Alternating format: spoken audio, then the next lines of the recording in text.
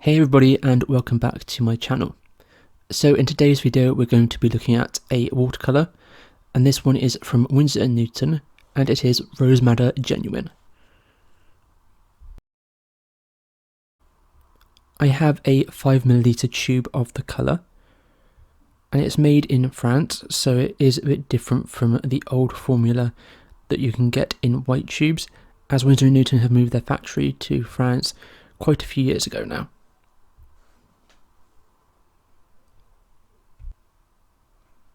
On the tube you can find information such as its light fastness rating, its pigment information and where it was made, etc. And it's not rated very highly in light fast, it's quite a fugitive colour according to the manufacturer and many people who have tested it. I have not tested it yet myself, so I can't comment on this, but it does seem pretty universal opinions on its light fastness.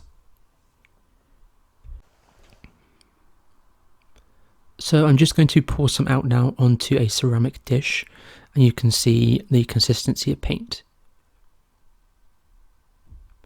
It seems to be consistent with the rest of the line of watercolours from Winsor & Newton.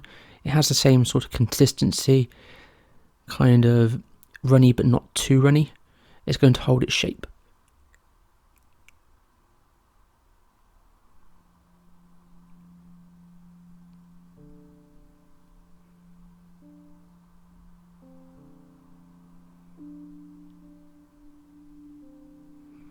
It did take quite a bit of working to get it to mix into a complete mixture.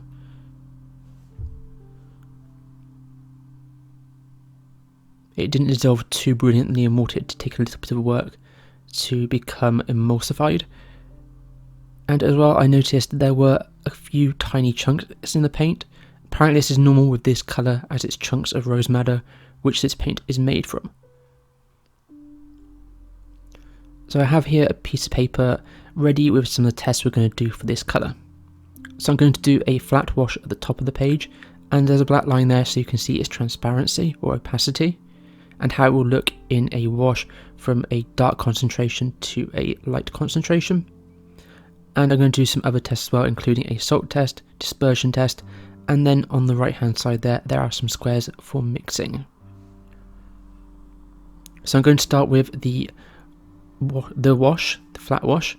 So I'm trying to put as much colour down as I can on the left hand side there, making it as concentrated as possible.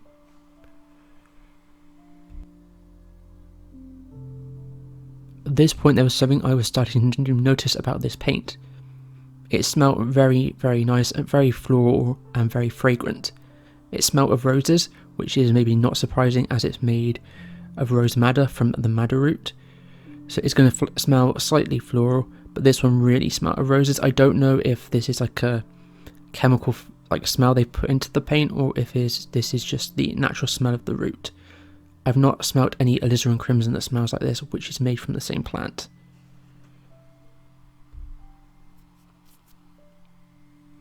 So you can see that the paint moved okay in water. Not the best, but not the worst I've seen. It flowed okay. There's no texture or granulation really in the paint, it's quite flat. There was a tiny bit of texture there where there was some of the madder chunks maybe that you could probably see, but overall it's quite a smooth paint, and this is done on cold pressed watercolour paper, so you would see those textures and granulations if there were any.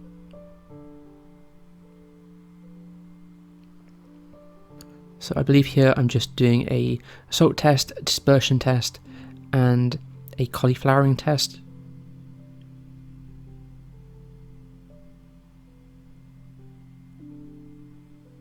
So there's a dispersion test. I'm just dropping fresh paint onto a wet surface to see how it spreads in water. And as you can see there, as I said with the wash before, it does move a little bit, but it's not the most sort of spreading paint that I've ever used. I've seen paints that are a lot more active in water, and I've also seen pigments that aren't as active.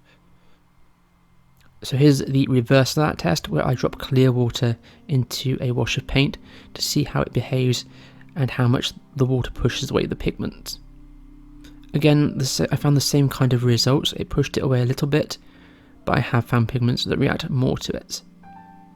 And now I'm just dropping on the salt. I think it's important to let the wash sit for a moment or two before you put the salt on to make it more effective.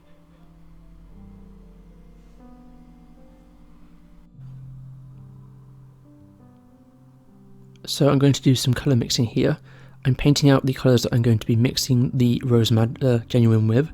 So they are a cool yellow, a PY3, a warm yellow quinacridone gold hue, an ultramarine blue PB29, a phthalo blue PB16, a cerulean blue PB35, a phthalo green PG36, golden baroque red which is PO65, and then also a sepia which will be multi-pigmented.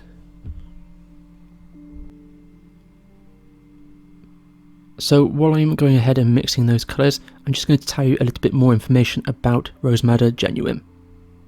Rose Madder Genuine is made with the pigment NR9, which stands for Natural Red 9.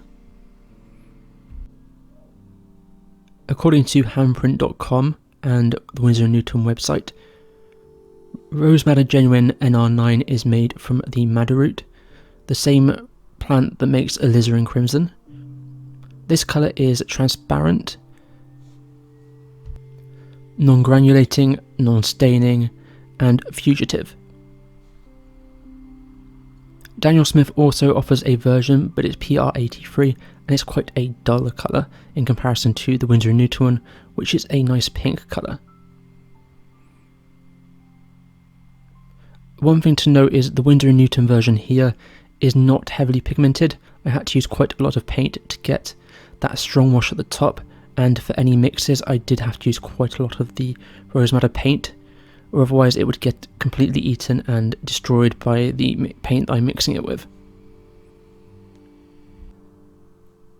This pigment is known as an old master's pigment, so a traditional pigment used many hundreds of years ago when there wasn't access to chemistry that we have now to make light, fast and strong pigments.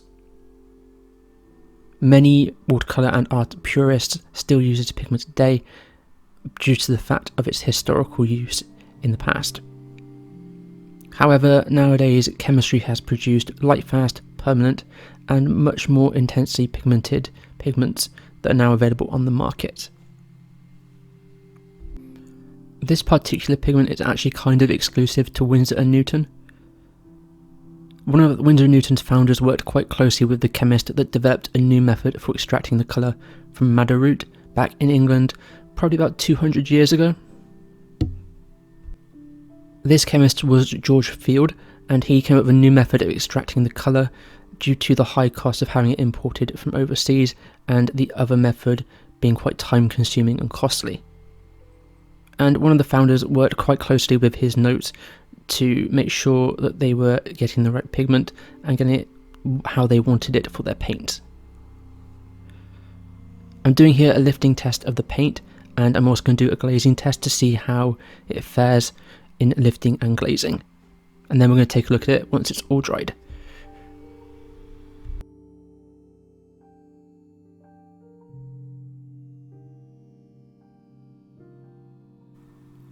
Okay, so we're back now, and all of the colours have now dried.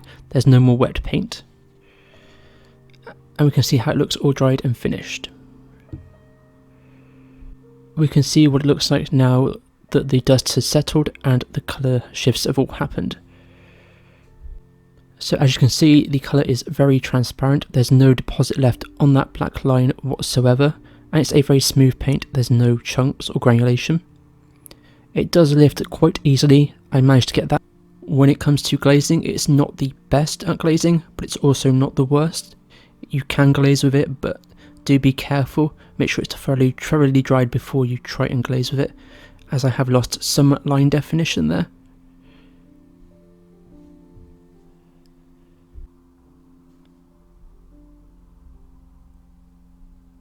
And you can see that the glaze and the wash is quite smooth and it's quite nice, but it doesn't have the best movement in water, so you may have to do a bit of work to get a nice smooth wash, but it's not too textured and it wasn't too difficult to get it smooth, but it's not going to do it naturally on its own.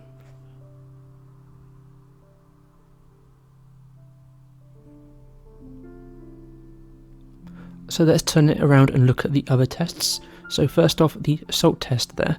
It's not had a massive reaction to the salt. There is some texture there in the swatch, but there's not a huge amount of reaction there.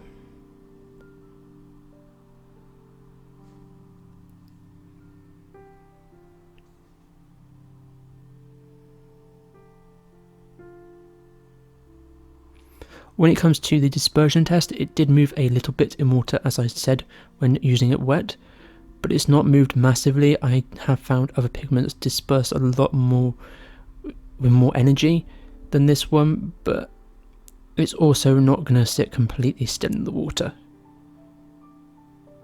It did have more of a reaction to the cauliflowering test, where I dropped clear water into a wash of the paint. There are a few more extreme reactions there due to the fact that it's not a hugely spreading paint. Paint that tends to do worse in the dispersion test does better in the cauliflower test, and vice versa. If a paint moves quite well in the dispersion test, it's not going to have much of a reaction with dropping clear water into it. So on to the colour mixing. I did mention all the pigment information and colour names I mixed with. I will also leave a link down in the description bar to it all as well, and where you can buy it from, and that includes the tube of rose madder as well. Using the links down below really do help this channel, as a small portion of the sale does go to me, but it doesn't cost you any extra, so it does really help. As I mentioned before, I did have to use quite a lot of paint. Looking at the tube there's quite a dent in the tube. Considering I've only used a colour for this mixing exercise here, I've used quite a lot of paint. So it's not the most strongly, intensely pigmented paint there is out there. But it does make some very nice mixtures. It's quite a soft mixing paint. The mixtures are very soft, almost pastel-like. You can see these would be useful in portraiture painting and things like that, where you don't need really strong colours and you're building up colours in lots and lots of layers. They are really beautiful mixes with all the colours that I mixed it with. If you would like a closer look at this mixing exercise, a scan of this page will be available over on my Patreon page. You can get access to that for as little as $1 a month, and there are higher tiers as well with more rewards. But you'll be able to see a scan and what they all look like scanned in. I know sometimes it can look different on different computer screens in a video, so it can be helpful to have a scan of the image. I am really keen, of course, to hear your thoughts as usual, so please do jot them down in the comment section below.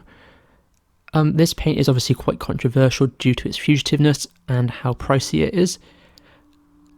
It is obviously still quite well loved amongst traditionalists and watercolour purists. However, modern generations have now forgone this colour for more modern alternatives. The closest colour that people now use is either a permanent alizarin crimson or a magenta colour such as quinacridone rose, which I know is quite close in hue to this one. So there are definitely alternatives available to this paint. But this paint is always quite unique. It smells really nice and rosy, and it's quite delicate. So I can definitely see why there is still some love for this pigment. If you have enjoyed this video, please leave a thumbs up on the video, as it really does help this channel, and a comment does as well. If you want to see more content from me and haven't done so already, please consider hitting the subscribe button and notification bell so you don't miss any future videos. I'm also going to leave a link at the end of this video to other videos that I've made if you're interested in checking more out from my channel. As well, down in the description bar, along with all of the links to the products used in this video, you can find links to my other pages such as my Instagram, my Patreon page, and my personal website, where I sell prints, original art, and some of my handmade watercolours. So take care everybody, thanks for checking out this video, and I'll see you next time.